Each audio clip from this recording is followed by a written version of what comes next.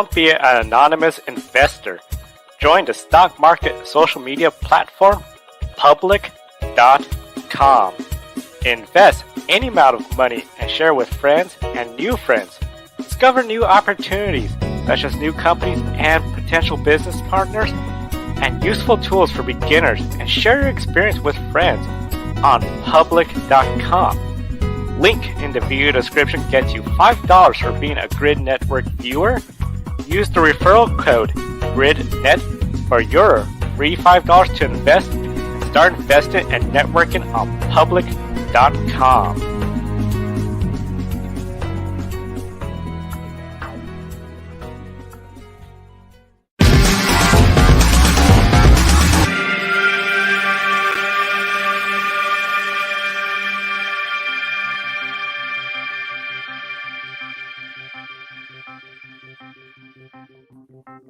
Happening now on Grid Tonight, Mattia Binotto is stepping down as Ferrari team principal.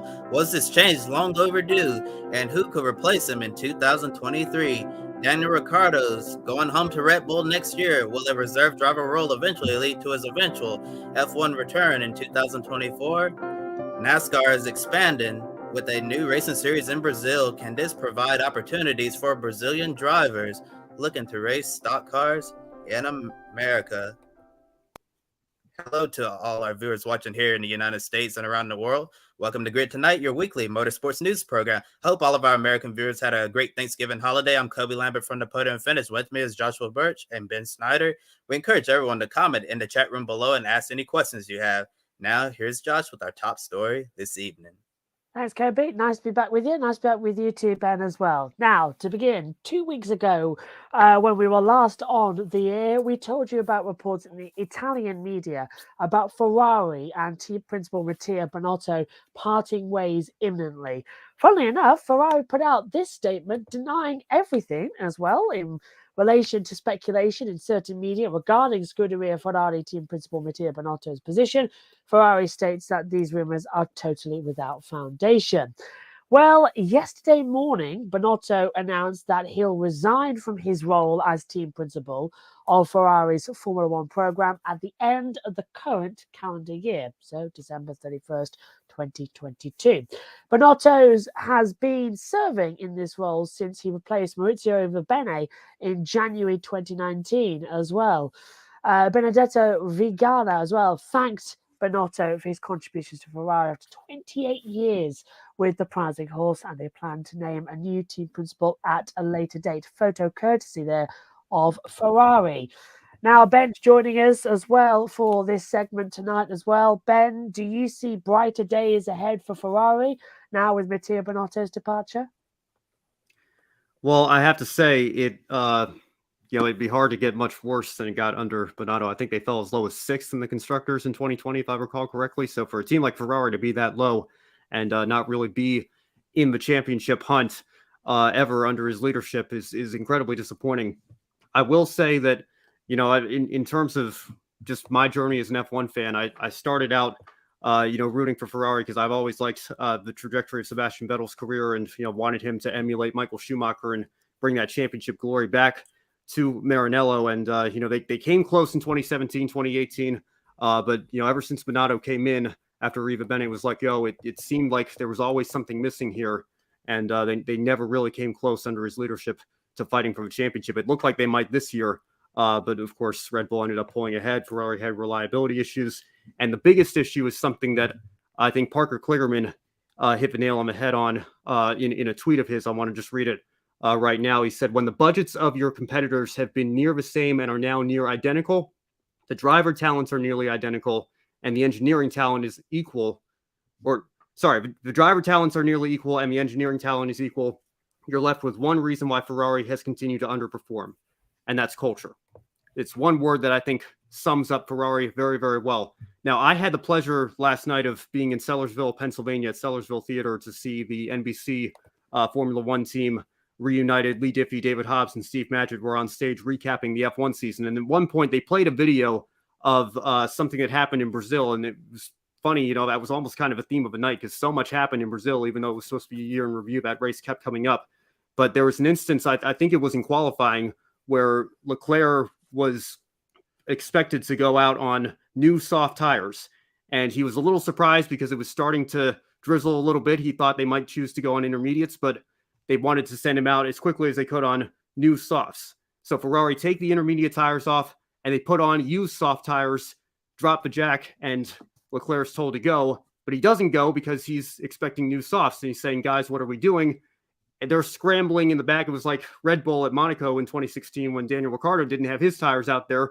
They get one tire on. They're trying to throw a tire over the car to get it on the right side. And it was just this gigantic mess. And then finally, Leclerc's ready to go out of the pits. And Lee Diffie said, keep in mind, this is a sport where tenths of seconds decide who wins and who loses. And Leclerc's just sitting here for a minute trying to get the soft tires on his car. Ferrari are completely unprepared. And then Steve Matchett said something that I think was absolutely brilliant. He was quoting somebody somewhere. Of course, I've already forgotten. It wasn't his original words, but he said this saying applies perfectly to Mattia Binotto and to Ferrari as a whole. Binotto was not forced to resign from his current role here because he made bad decisions. He was forced to resign because he made no decisions. And I think that perfectly sums up the leadership at Ferrari, the Ferrari strategy that has been absolutely notorious over the years for not making decisions and for making delayed decisions that ultimately end up not going their way. There needs to be somebody in charge, whoever it ends up replacing Binotto. And they were also asked, who do you think is on your short list? And everybody acknowledged that, it's a really difficult job, no matter what team you're with, but particularly at Ferrari with the expectations that come with that. So we'll just have to wait and see, I guess, who's going to be promoted into that role. But I think letting go of Binotto, I think he probably would have been fired. It was probably just a courtesy thing that they allowed him to resign before they let him go because it needed to happen. I think that much is indisputable when you look at the record that they've had over the last couple of years. I think that's the first step. But again, a culture that has been manifested at this team for the last decade and a half now. The last time they won championships was 2007 for the drivers, 2008 for the constructors. There needs to be a culture change at Ferrari, and ultimately that starts with the team principal, but it can't just be the team principal. It has to be a culture change all throughout Maranello and all throughout the Ferrari team. And until that happens, they're not going to win a championship in Formula One ever again. Jumped rather than pushed, Kobe. It seems at the moment is, I think, something that's been pushed around recently. How do you take all this?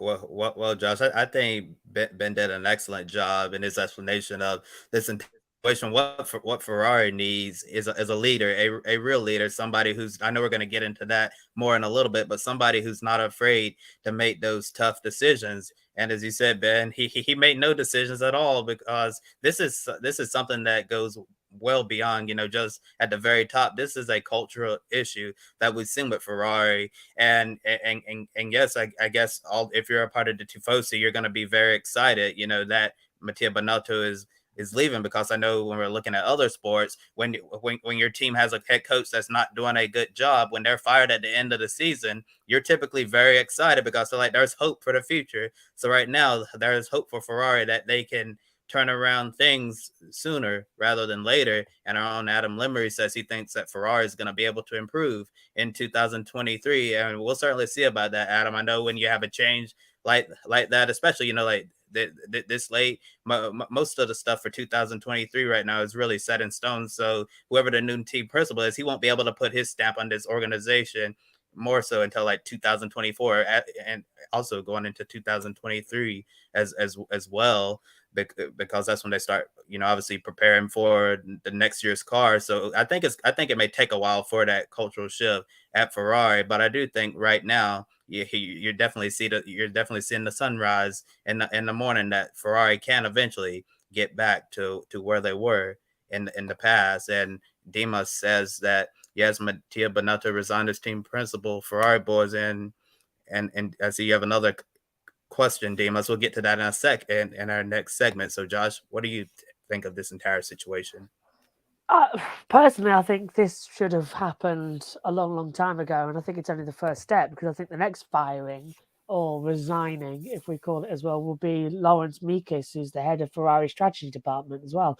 I think if as Ben said, Mattia Binotto was guilty of not making a single decision, then the man who has made every single decision for Ferrari this year has got every single one of them wrong and has cost them a world championship is Lawrence Mekies, who in wet conditions decided to put dry tyres on the car, and in dry conditions decided to put wet tyres on the car in Brazil, because we were saying as well, in Monaco they put dry tyres on when the track was still wet, and in Brazil they put wet tyres on when the track was actually drying at the end of Q3. We were waiting for that comedy of errors to happen, and it happened then. So my personal take is Mattia Binotto is just the first to go. Lawrence Mekies will be the next one to go as well. But speaking of Mattia Binotto, he did put out a statement, and I must admit, because it's English to Italian and then back to English again, it's very long, complicated words for a commentator to say. So I'm going to have to paraphrase some of this, but it is on your screens in front of you.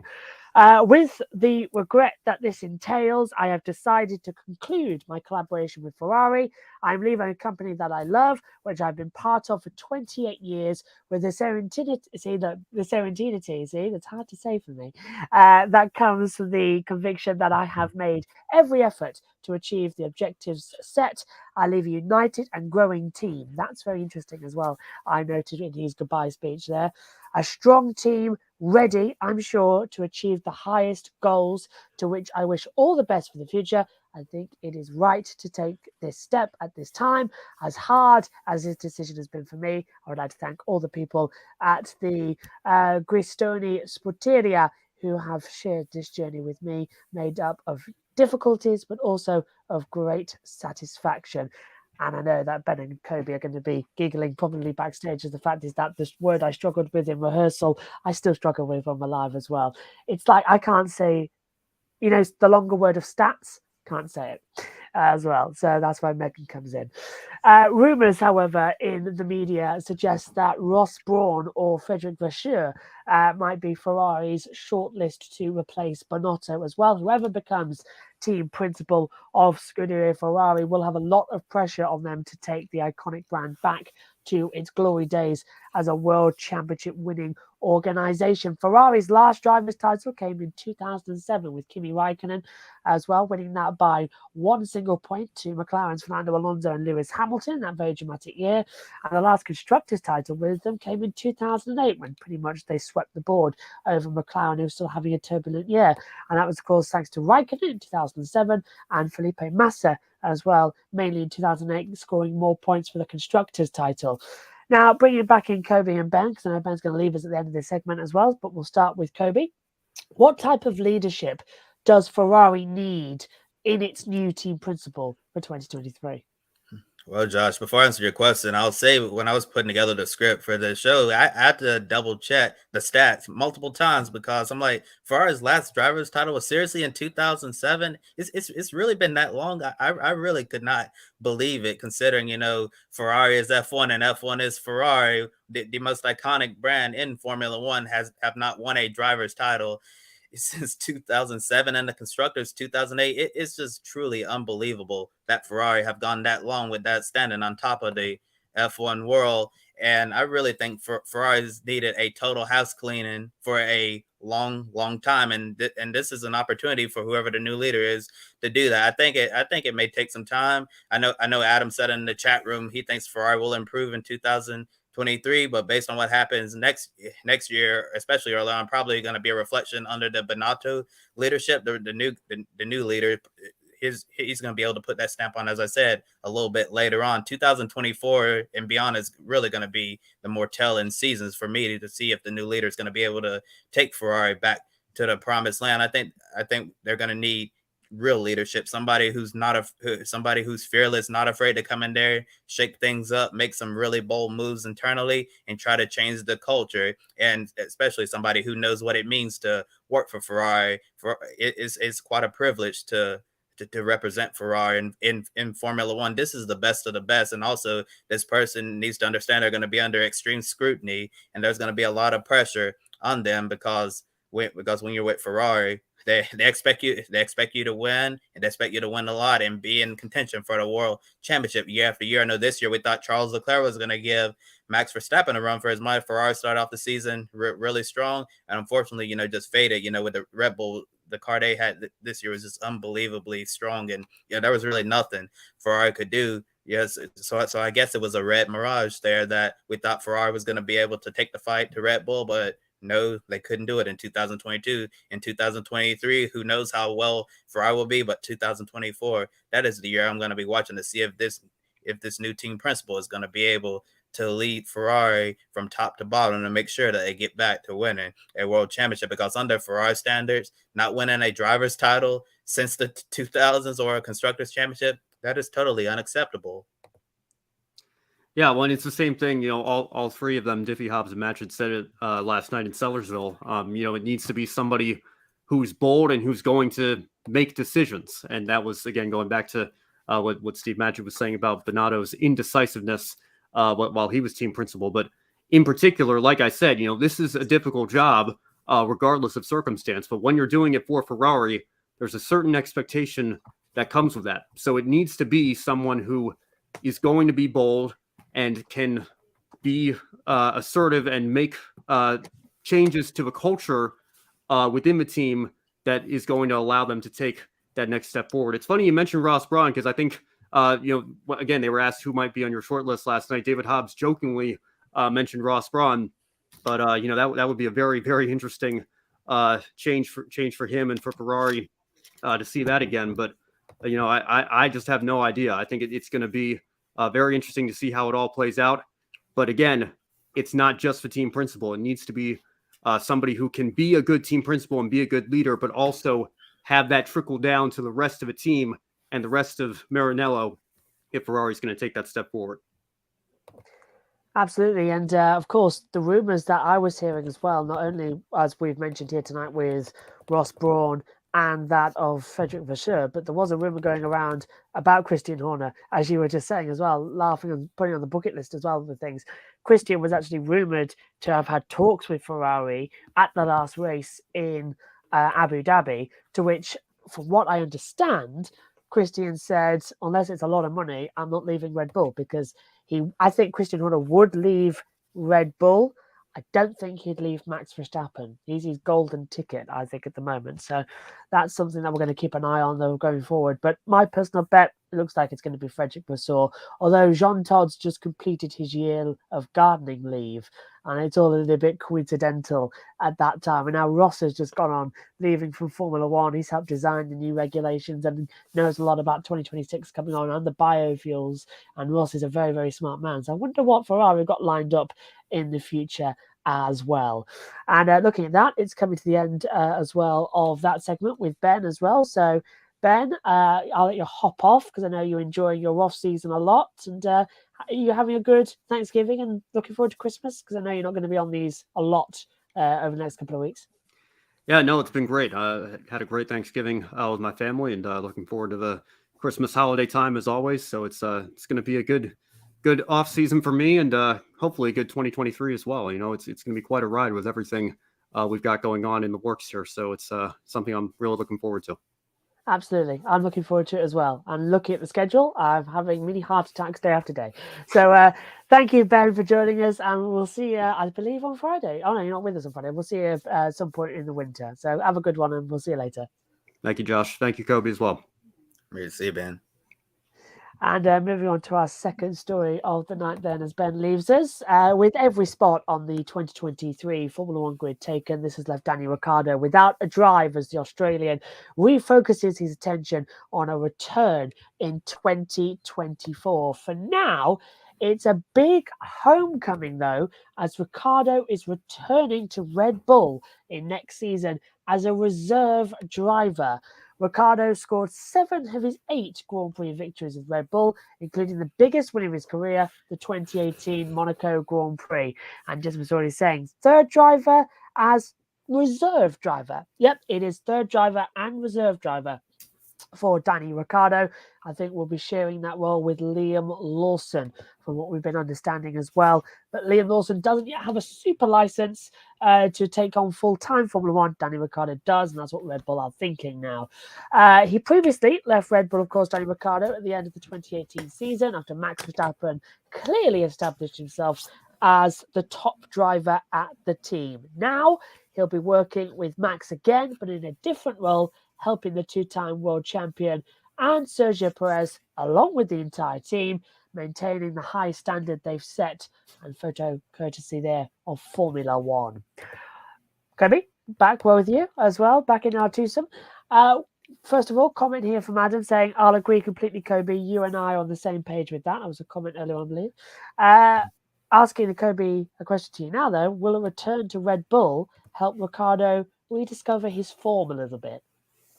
I said, well, Josh, since Daniel Ricciardo won't have a lot of pressure on him in 2023, I think it'll help reset his mind where he doesn't have to, worry about all of the internal team drama going on at McLaren with him not performing, hurting them in the constructors, not scoring points on the same level as Lando Norris was, because at the end of the Formula One season that just wrapped up, it really seemed like, that Daniel Ricciardo had fallen out of love with racing, and everybody, when we're talking about Danny Rick, everybody always mentions his big smile and how happy he always looks. And to be honest, I haven't really seen him doing a lot of smiling at all, or when he does smile, it doesn't look like he's really happy. So hopefully going home to Red Bull, a place where he found a lot of success, had a lot of great memories, especially that big win in Monaco in 2018. I think this is a good time for him to get back in a good headspace as well. And on the other hand, I think if Ricciardo if he decides to do some one-offs in 2023 as well, when it doesn't conflict with his reserve driver duties with Red Bull, I think that'll be fantastic for him. I know a lot of people are already linking him to Trackhouse's Project 91 program, where he could potentially make his NASCAR Cup Series debut next year, since he'll have a lot of free weekends now since he's not racing full-time in Formula One, or even run a supercars race in Australia. I know he said Bathurst is a race he wants to do. It'd be nice to see him run the Bathurst 1000, potentially in a wild card entry next year, driving a Camaro with Red Bull and Pole Racing, back with Red Bull and Pole Racing. I think that would be a perfect partnership there for Daniel Ricciardo to make his Bathurst 1000 debut next year. So I think Ricciardo will have some options in 2023 if he wants them to go race elsewhere outside of his Red Bull duties, because sometimes when you get outside the F1 bubble, you rediscover your love for racing. We've seen that from Roman Grosjean, Marcus Ericsson in IndyCar. They fell in love with racing again. Even Kevin Magnussen, the year he spent in sports car racing in IMSA, and that one IndyCar start he had at Road America, Magnussen fell in love with racing again. So I think Ricciardo taking a step back from the grit and grind of F1, all of the pressure, all the stuff that happens. Well, I guess all the mind games as well, in a role as a reserve driver and doing some one-offs whenever you can. I think that'll be great in helping Daniel Ricciardo reset his mind for potentially a 2024 Formula One comeback. Absolutely agree with you 100%, Kobe, as well. And hopefully we might see him at some things next year. And I'm really hoping Project 91 take him up. I think Danny Rick in a NASCAR is just too much to resist as well. And Adam says Danny Rick at the Bathurst 1000. That would be awesome. And I completely agree there as well. Come on, guys. Let's make it happen. We've got enough influence now in the media. We can do something. Okay, moving on to our third story of the evening as well. And with NASCAR having an international presence in stock car racing series based in Canada, Mexico, and Europe, a fourth international series will be introduced in 2023. NASCAR is going to Brazil, forming a partnership with an existing series called the GT Sprint Race. It'll be rebranded as the NASCAR Brazil Sprint Race. Just what we need, another sprint race. In 2012, the series was founded by former Brazilian stock car driver Tiago Marques. The first season under the NASCAR banner in 2023 will see a 18-race calendar on road courses, but there are plans to add oval races in the future. Some notable Brazilian drivers who have raced in NASCAR, and of course, include Christian Fittipaldi, Miguel Pablo as well, Nelson Piquet Jr., and the graphic there courtesy of NASCAR. I must admit, it's quite a funky looking logo there as well. And Kobe, are you surprised that NASCAR chose Brazil to start a new series before getting the Truck, Xfinity or Cup Series back to a race outside of America? To be honest with you, Josh, I'm a little surprised, because I thought NASCAR was really looking at adding an international round. Once again, I know the latest international round they went to, going to Canada with the Truck Series racing at Canadian Tire Motorsports Park up in Mosport. That was a really nice round. Unfortunately, when the pandemic happened, with the border restrictions and then the COVID vaccine mandates, it really made it very difficult for NASCAR to go outside of the country. So hopefully moving forward, some of those I know some of those restrictions have definitely been lessened. Hopefully they'll lessen some of them some more, so NASCAR can go outside of America again. I think with the new next gen car, especially in the Cup Series, I think it'll be imperative for NASCAR to go race outside of the country again, whether it's a Canadian Tire Motorsports Park. I know a lot of NASCAR fans would really love to go back to Circuit Gilles Villeneuve at Montreal when the Xfinity Series race. So that was always a spectacular show.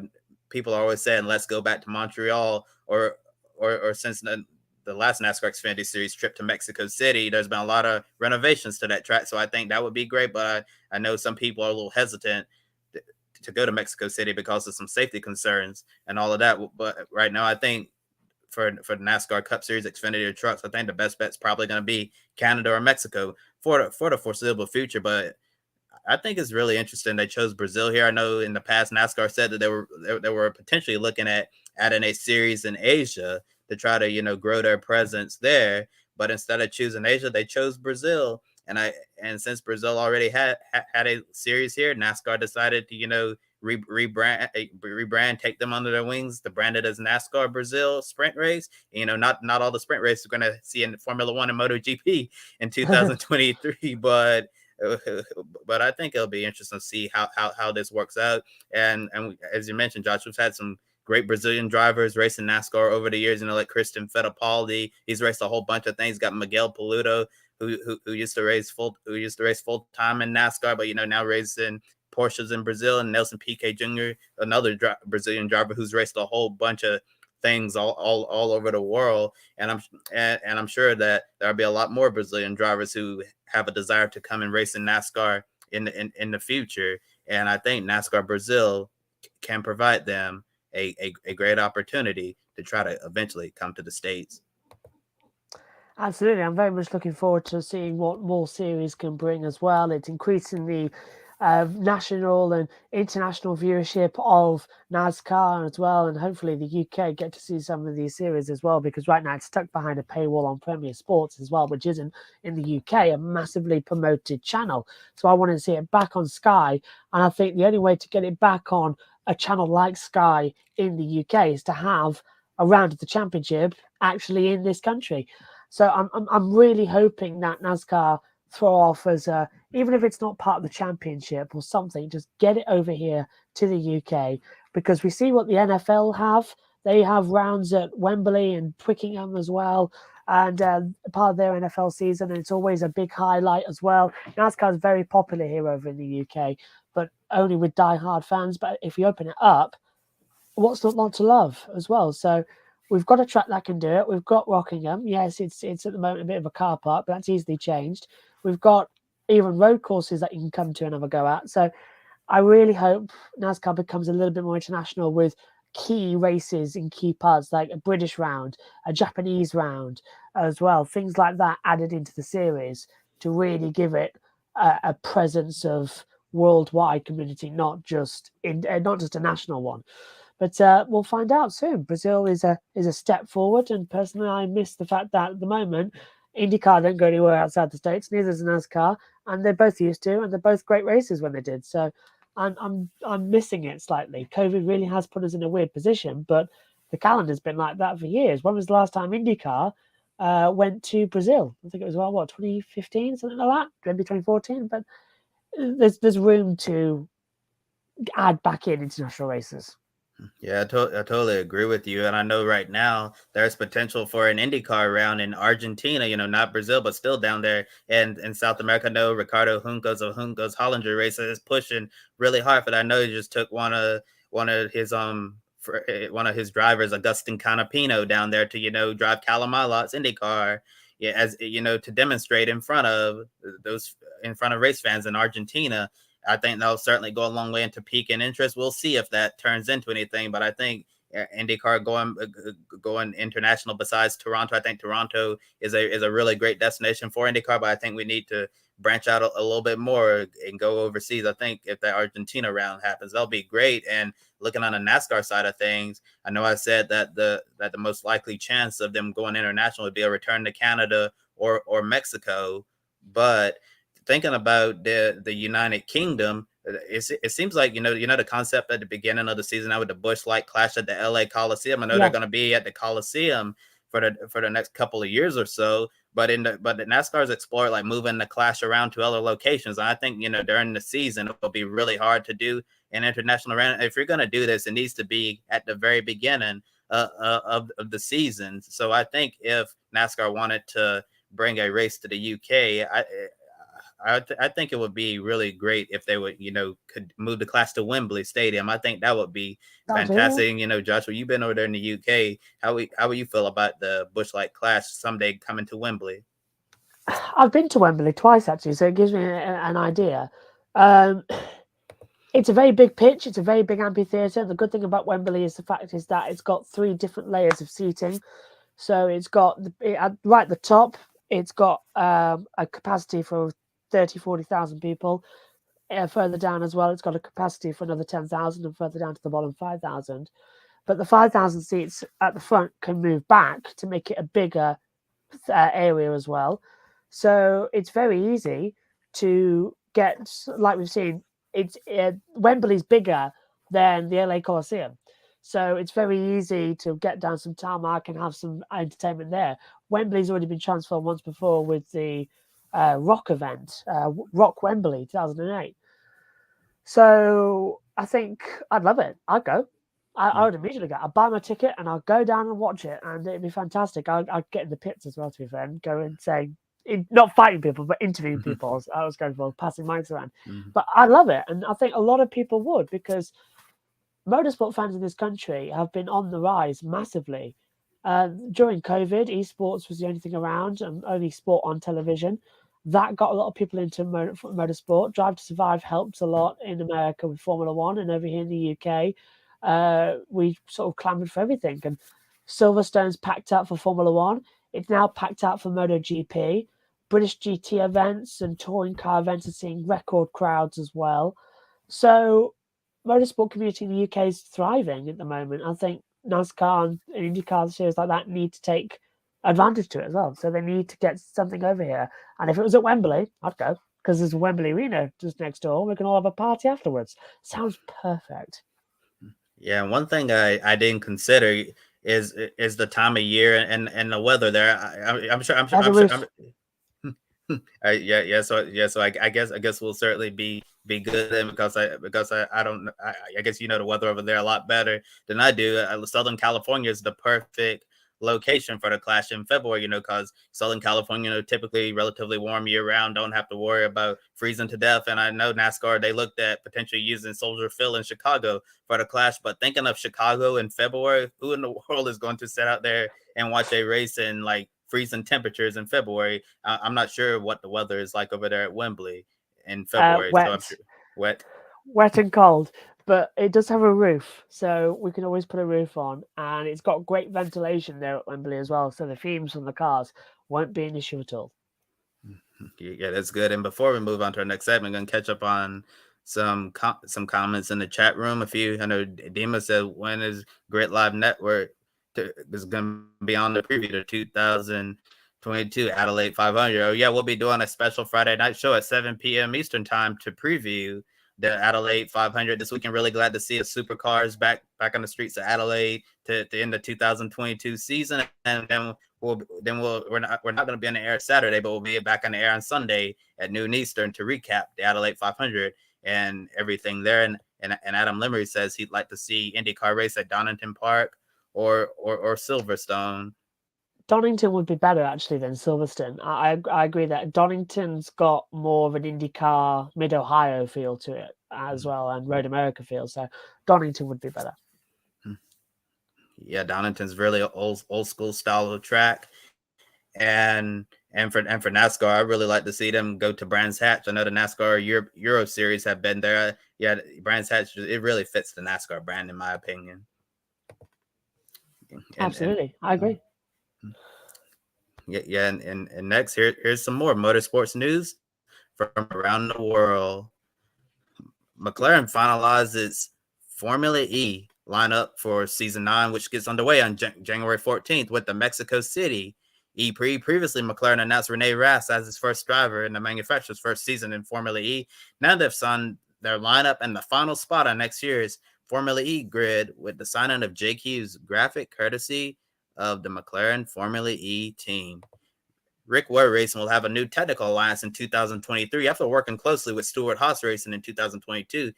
RWR will be closely aligned to RFK Racing next season. The biggest difference between its relationship with SHR, Rick Ware's Cup program will move onto the RFK campus in Concord, North Carolina, so they can closely interact with personnel at RFK. This move will help RWR continue the improvement we saw this year, being closely aligned with the team on the rise in the NASCAR Cup Series, graphic courtesy of Rick Ware Racing.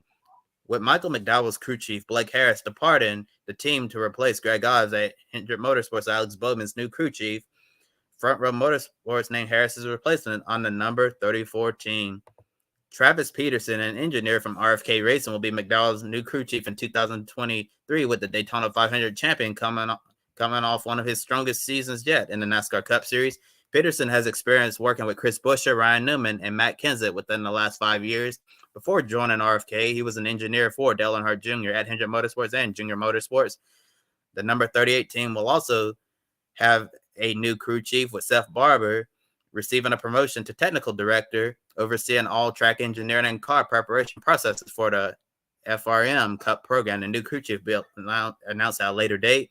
Ryan Burgundy, McDowell's former car chief, also got promoted to performance director, which oversees all body and chassis assembly, graphic courtesy of Front Row Motorsports. A familiar name will be stepping up to Formula 2 next season, the younger brother of a current Formula 1 star driver. After finishing 6th in the Formula 3 championship this year, Arthur Leclerc will compete in F2 in 2023. The Ferrari Academy driver will drive for Dams. He participated in the postseason test with the team last week in Abu Dhabi, again preparing for his 2023 F2 campaign in 2 full Formula 3 seasons. Leclerc won 3 races at Paul Ricard, Zandvoort, and Silverstone. He'll definitely hope to follow in the footsteps of his older brother, Charles Leclerc, who won the 2017 F2 title, and maybe someday we'll have the Leclerc brothers racing against each other in Formula 1, graphic courtesy of Dams. Marsh-Shank Racing signed 2022 LMP3 champion Colin Braun as the new full-season co-driver of 2022 IMSA DPI champion Tom Blomqvist. Braun replaces Oliver Jarvis, who departs the team after winning the DPI title, with Braun having this great opportunity to compete in the IMSA GTP category in the Acura LMDH. It meant leaving behind longtime co-driver John Bennett and Core Autosport, which has ceased operations for Braun to get this prototype drive. This won't be Braun's first time working with MSR, though. He raced for the team in the 2009 Rolex 24 at Daytona and set the speed record at Daytona International Speedway in 2013 with the team. Braun posted an impressive speed of 222.971 miles per hour in a Ford Daytona prototype on that historic day at the World Center Racing. Graphic you see on the screen, courtesy of Meyer-Shank Racing.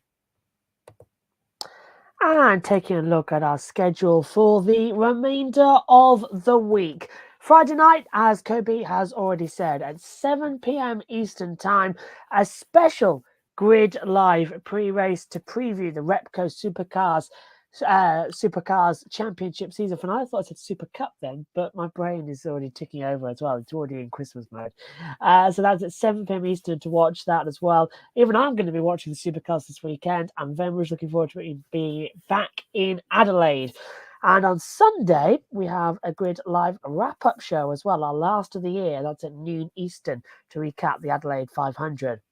Also, be sure to watch the newest episode of Life on the Grid as well. Kobe and Ben sit down with managing editor at the Podium Fitness, Nathan Solomon, to discuss his busy life as a young journalist covering multiple sports. Link in the video description below as well. And please don't forget to follow us on social media. Big thank you as well to our Patreon supporters, Colin, Mark, Deshelle, and Robin, for keeping us on the air throughout 2022 and into 2023. And also click on the link below to join our Patreon as well, or buy me a coffee for a one-time donation. And thank you to Edward, Amber, and Zachary, who've already done so throughout this year. Believe me, we needed a lot of coffee to get through 2022. Also, use public.com to invest in the stock market. Use the code GRIDnet to earn free stocks and get started and utilize the stock market for your own personal investment. For Kobe Lambert at the podium finish and for Ben Schneider earlier on, I'm Joshua Birch. Thanks for watching. We'll see you next time. Good night. Don't be an anonymous investor.